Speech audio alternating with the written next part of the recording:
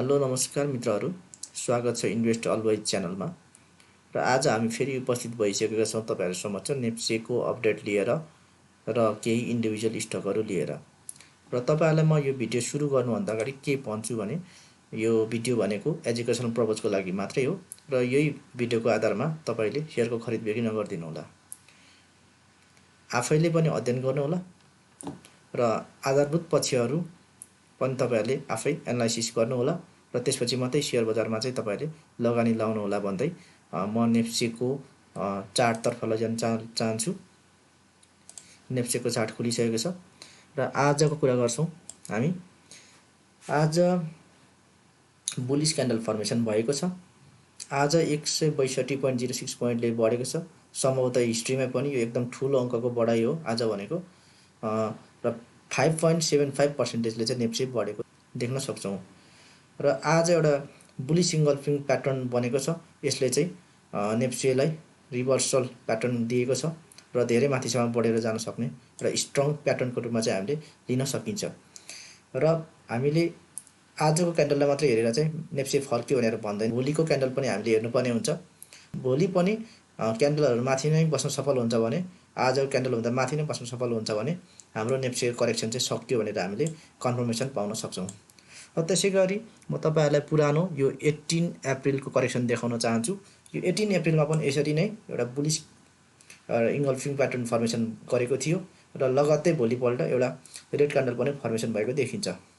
र red candle formation भए तापनि समग्रमा बजार बढेर माथि गएको थियो। र त्यसै गरी भोलि तपाईँको यसमा स्मल एउटा रेड क्यान्डल फर्मेसन हुन्छ भने पनि हामीले आत्तिनु पर्दैन। योभन्दा माथि नै बस्न सफल हुन्छ अथवा यसकै आसपासमा बस्न सफल हुन्छ भने हामी आत्तिनु पर्दैन। बजार बढेर माथि जाने हो, हामी बुलको यात्रामै छौँ। र तपाईँहरूलाई म नेप्से बढेर गएको खण्डमा चाहिँ एउटा रेसिस्टेन्सको कुरा गर्छु। रेसिस्टेन्स चाहिँ अब अहिले पनि एउटा ठ्याक्क रेसिस्टेन्स जोनमै बनेको छ। यो आज क्लोज भएको छ 2984 को आसपासमै र थोरै सप्लाईहरू पनि आउन सक्ला, तर हामीले आत्तिनु पर्ने चाहिँ देखिँदैन। त्यसै गरी एउटा ट्रेन्ड लाइनको यो 50 डेजको मुभिङ एभरेजको ट्रेन्ड लाइन भनेर पनि हामीले लिन सकिन्छ यसलाई, यो रातो यो ट्रेन्ड लाइनलाई। र यो ट्रेन्ड लाइन पनि आफैमा अब रेसिस्टेन्सको रूपमा काम गर्छ। 3045 को आसपासमा यसले चाहिँ एउटा ट्रेन्ड लाइनको एउटा रेसिस्टेन्स पनि रहेको छ र त्यसमा चाहिँ फिबोनाचीको पनि रेसिस्टेन्स देखिन्छ। त्यही भएर हामीले धैर्य भएर हामीले चाहिँ आरामले चाहिँ लगानीहरू लाउन सकिन्छ है। थोरै करेक्सन आयो भने हामीले लगानी लाउने चाहिँ हामीले मौकाको रूपमा चाहिँ हेर्नुपर्ने हुन्छ है। र यसरी नेप्से बढ्दै गएको खण्डमा चाहिँ हाम्रो नेप्से अब पुरानो हायरलाई पनि ब्रेक गर्दै माथि गएको खण्डमा धेरै माथिसम्म चाहिँ हाम्रो यात्रा रहेको छ। त्यही भएर यति अहिले नै तपाईँहरू हताश नहुनु होला, नआत्तिनु होला। र त्यसै गरी म भोल्युमको कुरा गर्छु। भोल्युम एभरेजभन्दा कम नै आएको छ आज है। अब यसरी वात्तै तपाईँको करेक्सन सकिने बित्तिकै र एकदम धेरै भोल्युम आउँछ भनेर हामीले चाहिँ भन्न सक्दैनौँ। हामीले पुरानो इतिहासलाई हेर्ने भने पनि यसरी करेक्सन सकिने बित्तिकै लगातार चाहिँ ठुलो भोल्युम चाहिँ आएको देखिँदैन। त्यही भएर पनि यसलाई सामान्य रूपमा लिनुपर्ने हुन्छ। र त्यसै गरी आरएसआई पनि पुलब्याक भएर माथि गइसकेको छ र त्यसै गरी म्याकडीमा पनि करेक्सन रोकिएको देखिन्छ। र त्यसै गरी डिएमआई प्रसेकमा पनि माइनस डिएलएनहरू तल फर्केको छ, त्यसै गरी प्लस डिएलएनहरू माथि फर्किसकेको छ। यसले चाहिँ एकदम राम्रो सङ्केत दिएको छ। यो त भयो नेप्सेको ओभरअल एनालाइसिस। त्यसै गरी हामीले इन्डिभिजुअल स्टकको रूपमा चाहिँ हामीले एउटा लिएर आएका छौँ जेएफएल जानकी फाइनेन्स लिएर आएका छौँ। र जानकी फाइनेन्समा हामी तपाईँहरूलाई के भन्छौँ भने यो 200 डेजको मुभिङ एभरेजभन्दा माथि नै क्यान्डलहरू बनेको छ र त्यसै गरी 50 डेजको मुभिङ एभरेजभन्दा माथि नै क्यान्डलहरू फर्मेसन भएको छ। र यसरी हेर्ने हो भने मार्केट बुलिसमै छ है।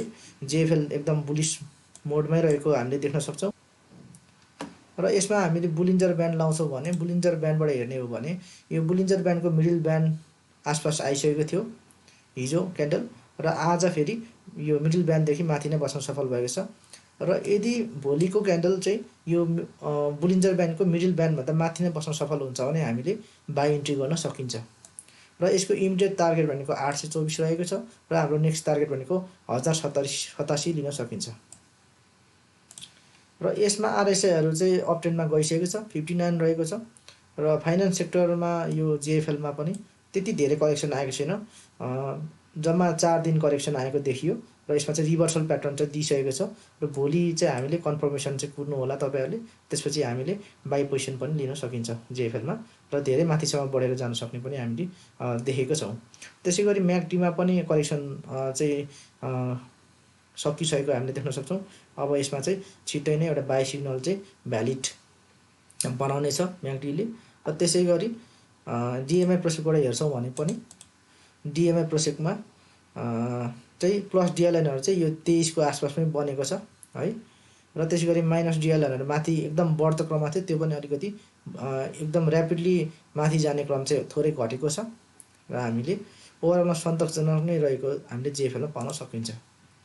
र भोलिको मार्केट हेर्नु होला, यसमा चाहिँ एकदम राम्रो बाई इन्ट्री हुनसक्छ जेएफएलमा। र त्यसै गरी हामीले नेक्स्ट स्टक लिएर आएका छौँ एकेपिएल।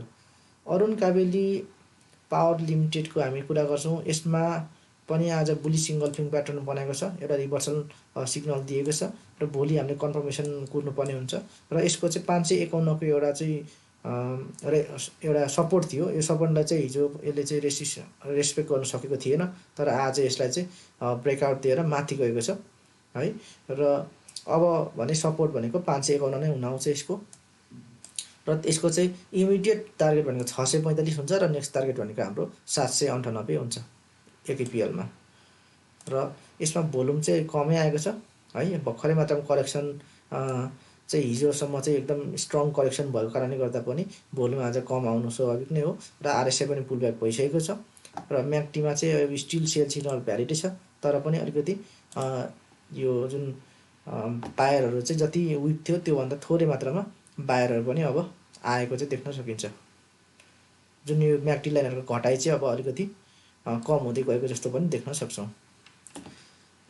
हामीले एकेपिएलको विषयमा यति नै भनौँ र तपाईँहरूलाई कुनै स्टकहरू जान्न मन लागे हाम्रो कमेन्ट बक्समा कमेन्ट गरिदिनु होला र सोही कमेन्टको आधारमा हामी अर्को दिन तपाईँहरूको कमेन्टलाई नै समेटेर अर्को भिडियो बनाउने छौँ। त्यतिन्जेलसम्मको लागि बिदा दिनु होला। हवस् त, धन्यवाद सम्पूर्ण मित्रहरूलाई। शुभरात्रि।